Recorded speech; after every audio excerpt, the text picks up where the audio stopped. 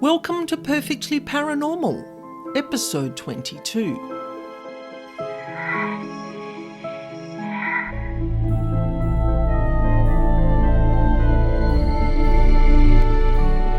My name's Annaschmidt, and I'm here every week to share with you true paranormal encounters and information about devils, demons, and dark energy beings that no one else talks about.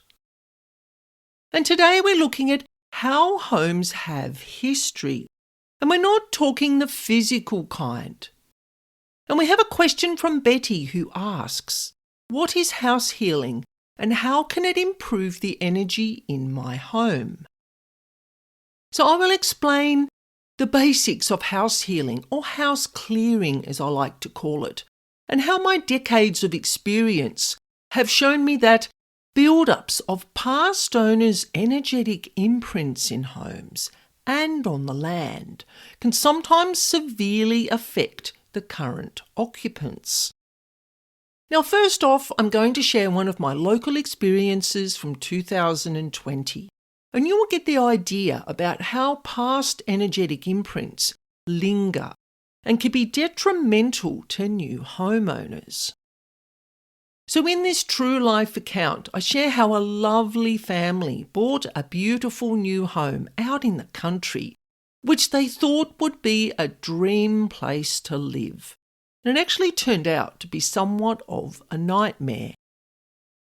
So let's get into this interesting account, which I have called The Unhappy House with Shadowy Secrets.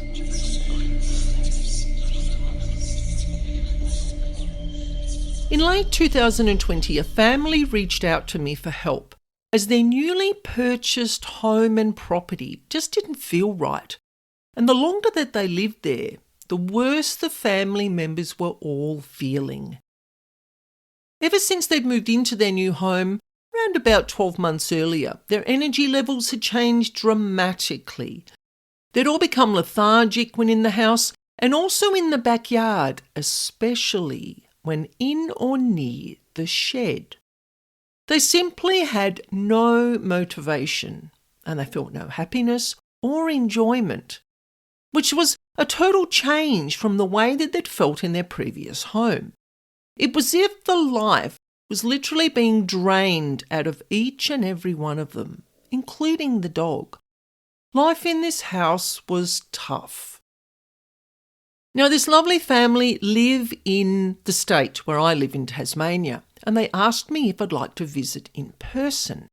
So after the 3.5-hour drive, I pulled into their gravel driveway of this beautiful home. It's literally breathtaking. When I saw it, I was like, wow, it had the wow factor. Now, this lovely home was located in a really lush bush setting. And for a moment, I just sat quietly. Just sat in the car, taking in the quiet country surroundings, complete with roaming chickens. Now, as I set foot out of the car, the shed instantly caught my attention. And you may ask, what does she mean, caught my attention? My paranormal radar, or my spidey senses, as I sometimes call them, felt something very negative about that unassuming little outbuilding with the green roof. There was some sort of pulsating energy coming out of that shed, and I just knew that that would have to be my starting point for clearing the property.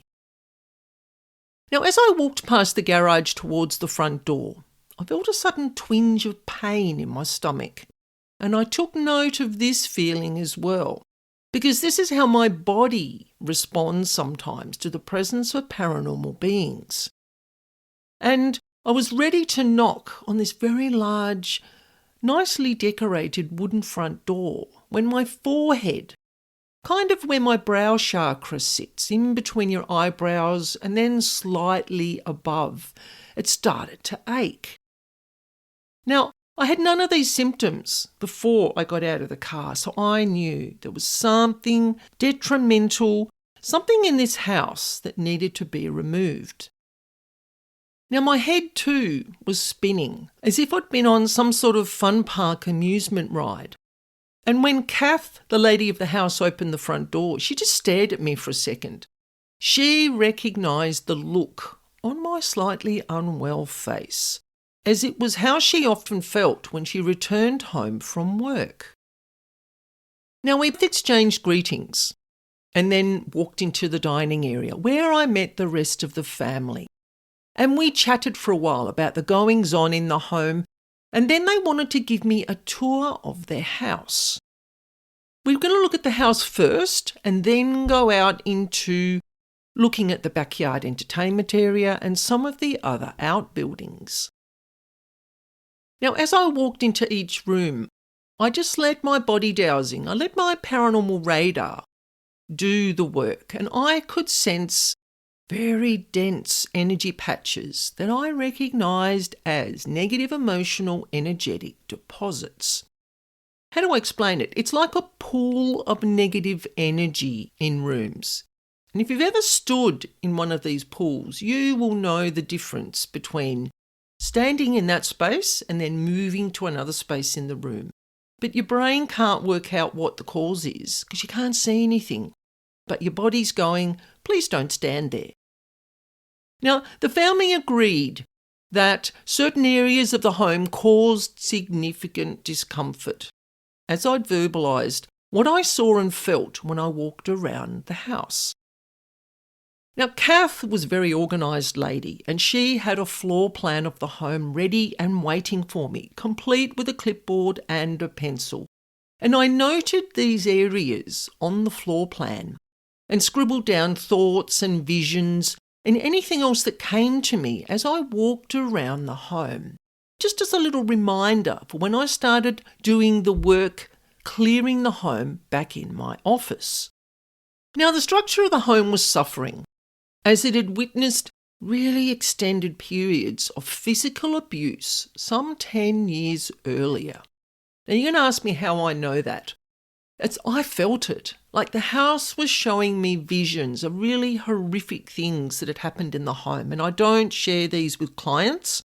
I just take a mental note of them, that I need to clear that particular emotional, that particular trauma imprint from where I'm standing. Because I'm usually standing right in the middle of it. That is how my body picks up that energy. Now, every room in the home, even the stairwell, the garage and the shed, carried negative trauma and emotional imprints, which I sensed as I just walked around. It's just a casual walking around. There's nothing fancy about it. You're simply just letting your body pick up what is in the environment. Now, the daughter wouldn't sleep or play in her bedroom. She just simply didn't like the room, and she had trouble explaining to her parents why she didn't like it. Like, it was beautifully painted. She had her bedding and all her favourite toys and her clothes, but she just didn't like the room. And she chose every night to slip into her parents' bed where she felt safe and protected. She couldn't explain why she didn't like her room, but she said it just felt uncomfortable and she felt unwanted in there, and it made her feel really unwell in the mind and the body. Now, the kitchen, oh my gosh, the kitchen, I'll never forget the kitchen in this house, was filled with dread and panic. And the family said that they'd lost the will to cook. Now, this family was super healthy, always cooking with vegetables from their garden, making really healthy, tasty meals and treats. They said that they felt sad and lethargic in the kitchen, and they just didn't know why, but they had no energy to cook in that space. Now, you're going to find this interesting, and please don't laugh. Well, you can if you want to. When I walk around people's homes, sometimes I get the inkling to go and stand in unusual places. Like in another house, I had to go and stand in the bath. And the lady of the house is following me around and she's like, "What are you doing?" And I said, "Look, I need to stand here. There's something that I need to pick up on in this space.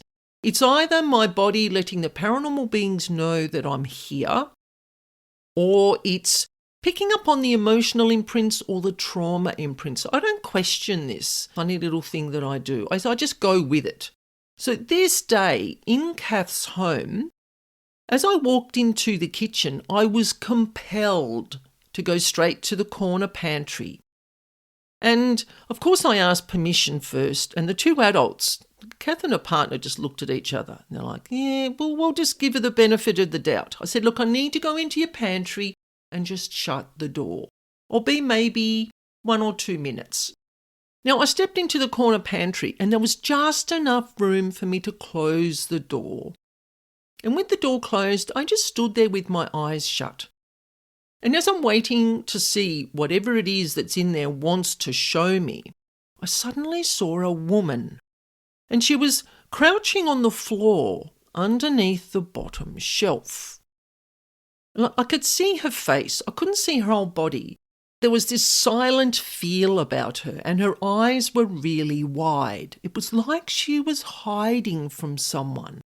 And I would have to guess that from what I'd seen in the rest of the house is that she was hiding from her partner. Now, as I'm standing in that dark pantry, I felt her panic. And there was dread, and there was despair, and there was sadness. There was a total change in my emotions. And I spoke softly to the energy in this space. And I said that I would very soon release all the pain and all the suffering from this space. Now, when I opened the pantry door, the bright light blinded me for a second. And I had to just stand there sort of blinking until my eyes adjusted to the light. Now, Kath and her partner stood watching me as I explained the pain and the panic that I'd felt in the pantry. And to my astonishment, Kath said, for no reason that she could explain, she was drawn to meditate in the pantry every single day. She felt somehow that the space needed some healing. She didn't know why, but she trusted this feeling. Now, this is a quite spiritual family, very intuitively open, and they listen to what their spiritual support network, as I call them, what they tell them. So after being in the pantry, I badly needed some water. So Kath fixed us all a drink and we moved to the dining table again, and we were there for hours, just talking and listening and sharing paranormal stories, experiences they'd had in the house. Now, this is another interesting little aspect. When I'm sitting and talking with people, my paranormal radar is observing the environment, like constantly. I don't seem to be able to turn it off, so I just go with it. And I could feel this constant flow of dark energy beings. Now, they just had a dense feel. It's like if you can imagine closing your eyes and having someone walk up to you or having someone walk around you or past you. You know they're there, but you just can't see them because your eyes are closed. Well, I can do this with my eyes open. Oh my goodness, just one of my funny little things that I do. And these energy beings were just listening. They weren't harming us, they weren't hurting us. They were observing the fact that we were talking about them. Now, we also discussed the dog's energetic issues within other areas of the house and the weird energy in the shed. Now, they both told me about the changes in their dog's normally outgoing behaviour and how we usually slept at the foot of the stairs or at the end of their bed, but nope, not in this house. He chose to eat and sleep outside where he felt safer. Now, as we spoke, I wrote down page after page of notes. I'm very detailed in the work I do. And I could feel these energy beings, as they were coming up and looking and listening, they were also looking over my shoulder, looking at what I was writing. It was kind of funny because Kath's partner was watching me very closely to see if he could see what I was feeling. And occasionally he'd see this little dark movement or this kind of, how do I explain it? It's like these beings are cloaked and you can see their outline. That's how I see some dark energy beings. It is simply sort of a dark outline with nothing in the middle other than the environment that's around us. And he's like, "Oh, I saw one. Oh, I saw another one." So he was having a bit of fun with this. Now, in the backyard, we checked out the entertainment area, which felt great. It was light and welcoming as we walked past it, and I didn't actually need to go into that area. I just knew as I walked past it that it was fine. But as I approached the small shed, now this is when I started to feel particularly unsettled. Now it had overgrown vines on a green roof, and it was just your typical tin garden shed. But it was pumping out some negative energy. It's probably one of the worst outbuildings that I've ever had to deal with so far. Now I didn't actually want to go into the shed, so I didn't. I stood at the door. Kath opened the door, which had always been a problem. She said to me as she's opening it, "This door just does not want to open." And we visibly couldn't see a reason why it couldn't be opened. But there was something in there that just didn't want us going in. So I took that as a hint. And I just stood there and I let my body do its thing. And I started to feel unwell in the mind and the body. And there was such negativity erupting out of that shed. It was really quite astonishing. And when I think about it now, I just still get the same tingles that run through my body.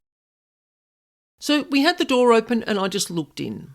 And there was like a black wave of darkness had filled that place.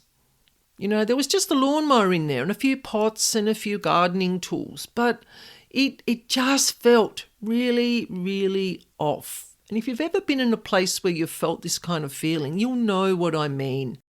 Like I started to feel sad again and I started to feel despair. And I just knew it was coming from the shed.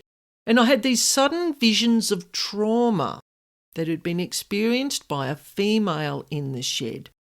And her experiences had left pools of this sadness and this despair and the distress. And this energy was similar to what I had felt, but didn't share with the family, as I'd slowly climbed the stairs to view the upstairs bedroom in their home. There'd been a decade of trauma in this house, and it was now time to release it. It simply had to go.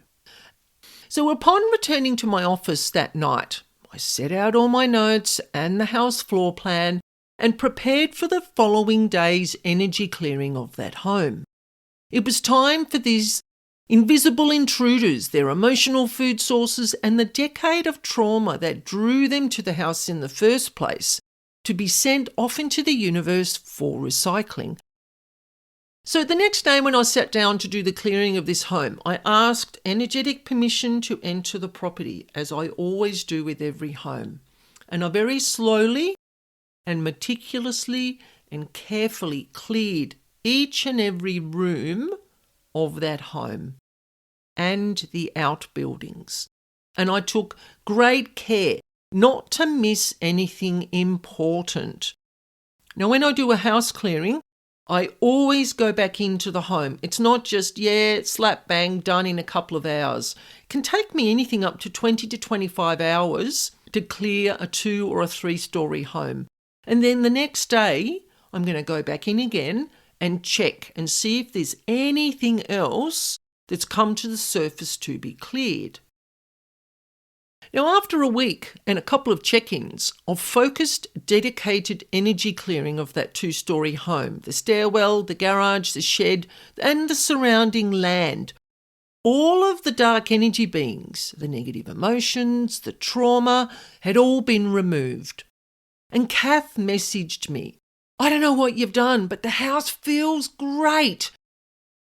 The family are overjoyed at this new, lighter, brighter, energetic feel to their home and the property and the outbuildings. She said that they all now felt really energised, motivated and happy. They were just happy. They were their normal selves again.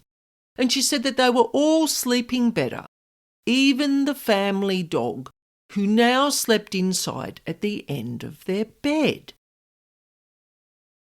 Kath said that she was astonished and slightly overwhelmed that they'd bought a property like this in the first place. But she kind of realised that the house had called to them because it knew that they would get somebody in to clear out all the negative energetic imprints. And I am so happy to be able to be part of that process for Kath and her family, and that the house is now happier again. So now we're going to look at Betty's question. So what is house healing and how can it help improve the energy in my home?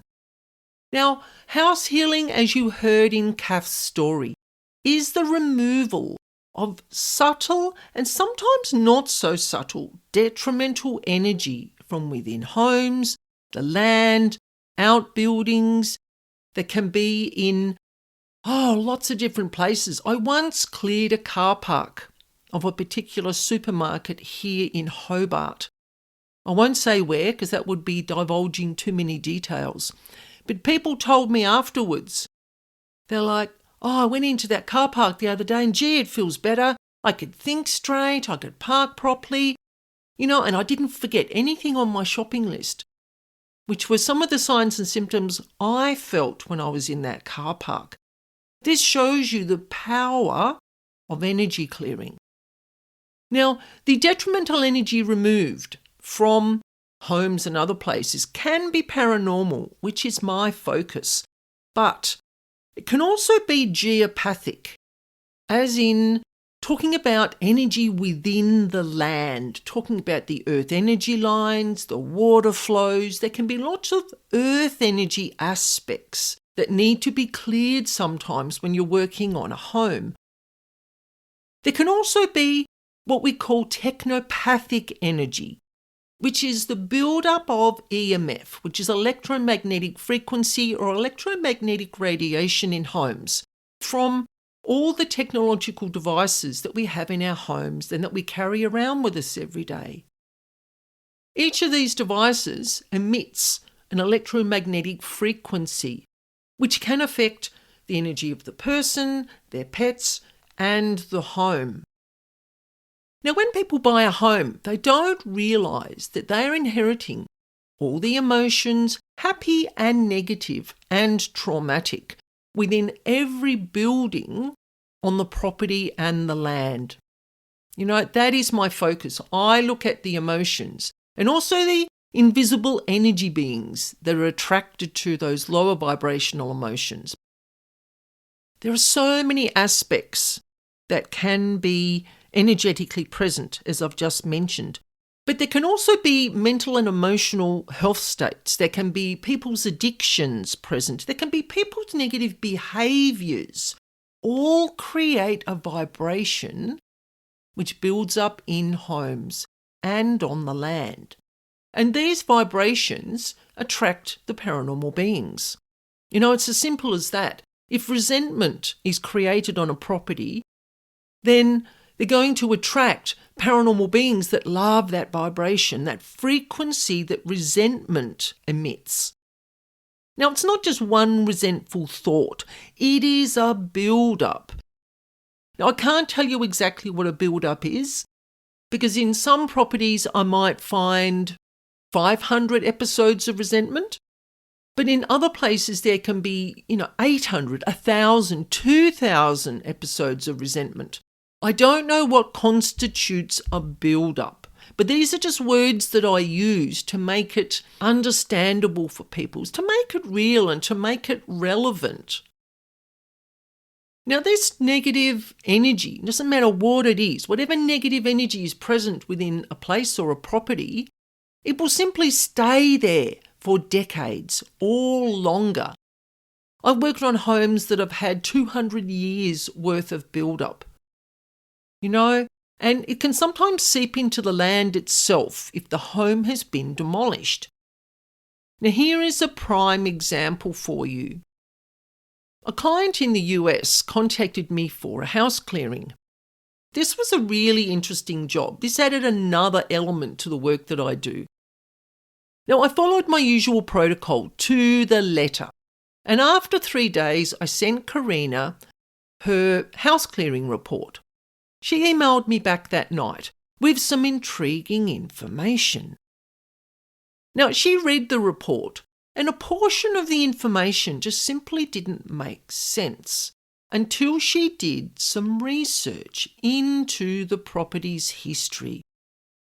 Now, her home had been built on top of a previous home which had burnt down in the last 20 years. And the demolished structure of the home, all the woodwork, the brickwork, the furnishings, like the whole lot had literally been bulldozed into a massive pit and then covered over. Now, what I found upon investigating Karina's home was that there was a large build-up of alcoholism, abusive behaviours, rage, hostility, humiliation, and sadness, and many other imprints that went back beyond the current building that Karina was living in. And the penny kind of dropped. She said to me, there was a house that had been buried underneath my current home. And could this home be emanating these strong pulses of negative energy? And this energy was affecting Karina. Now, Karina found a neighbour that had lived near that property for the last 50 years, and she remembered a man that used to live in that house and how he was an alcoholic and he was abusive. And it made total sense that when they had buried that building, what was left of the building, into the earth, that energy was still present. Like it was simply still there. Just by covering up an old building doesn't mean that you're removing the emotional energy imprints that are present. You're simply covering it up. You're simply putting a Band-Aid on the top. 2 to 3 weeks after all that energy had been cleared from Karina's home and the property, she noticed a massive improvement in her personal energy and the feel of her home. It was lighter and brighter, and Karina said she felt excited and motivated more than ever about her future in her new home. Now, in episode 23, we're looking at more haunted objects and how dark, hidden energy can affect our mind, body, and spirit. And I have some interesting stories for you. One about a pair of metal earrings and another about a bed. Now, Dean, this is an interesting story. Dean emailed me about this bed that he had to sleep in a couple of weeks' time. And he was determined to have it energetically cleaned before he slept in it. He called it that haunted bed. So thank you for joining me today. And if you want to share your paranormal experiences or you've got a question, you can email me at spiritualbeing44@gmail.com. For information on paranormal house clearing, you can visit my website. The address is in the description box. And I look forward to sharing this spooky space again with you next week. And remember, life is perfectly paranormal.